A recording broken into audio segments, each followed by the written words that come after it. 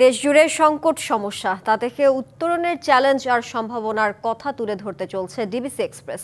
বিশেষ এই আয়োজনে মতামত থাকছে তৃণমূল থেকে শুরু করে নীতি নির্ধারকদের। ডিবিসি এক্সপ্রেস আজ সারাদিন আছে রাজধানীর আশকোনায়।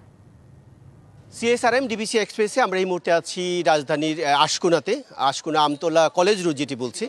আমরা এসে দেখলাম যে রাস্তাটি খুবই দুর্গন্ধময় পানিতে ভরে আছে। বিশেষ করে এলাকার সাধারণ মানুষ যারা চলাফেরা করেন তারা দুর্ভোগের অন্ত নেই।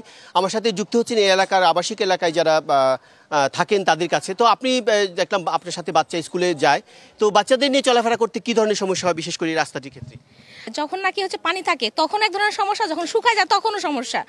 পানি থাকা অবস্থায় রিক্সা নিয়ে যাব উল্টায় যায়, আল্লাহ মরে গেলাম সেটা গেলাম, কিন্তু হাত পা ভেঙে ঘরে ভেঙে বসে থাকলে সেটা একটা ভীষণ ভীষণ খারাপ একটা ব্যাপার। অনেক টেনশন যখন বাচ্চাটাকে নিয়ে স্কুলে যায়। আপনার কাছে জানতে চাইবো যে কতদিন ধরে এই রাস্তাটারই অবস্থা? এটা বিগত 4-5 বছর ধরে এই অবস্থা।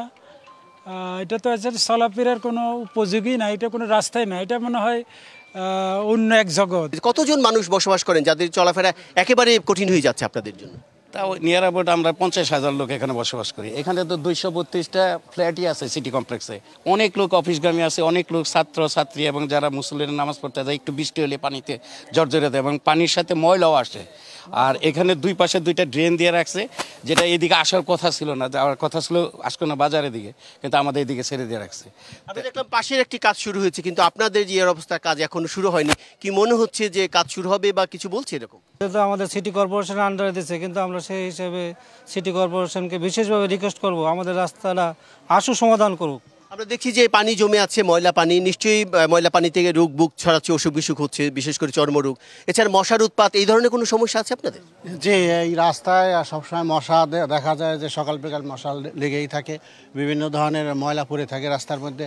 আমরা অনেক সময় দেখা যায় যে স্কুল কলেজ এবং অফিসে যাইতে পারি না এই রাস্তার কারণে। ছোটোখাটো ব্যবসায়ী আছেন, দোকানপাট আছে, তাদের ক্ষেত্রে কি হয় আপনাদের দোকান চালাতে গেলে? তাদের ক্ষেত্রে বৃষ্টি আসলে দোকান ডুবে যায়, সরাসরি যে ময়লা ড্রেনটা আছে ড্রেনের পানি সরাসরি দোকানের ভিতরে ঢুকে যায়।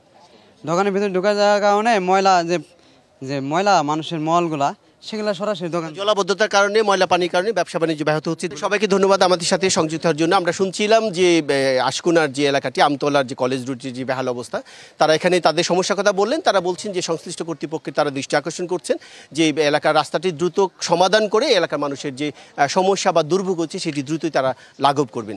তো সিএসআরএম ডিবিসি এক্সপ্রেস আপাতত এই ছিল আমার কাছে। আমরা পরবর্তী বিকেল 5টায় অন্য কোথাও যাবো, অন্য কোনো সমস্যা নিয়ে তুলে ধরবো। ততক্ষণ আমাদের সাথেই থাকুন।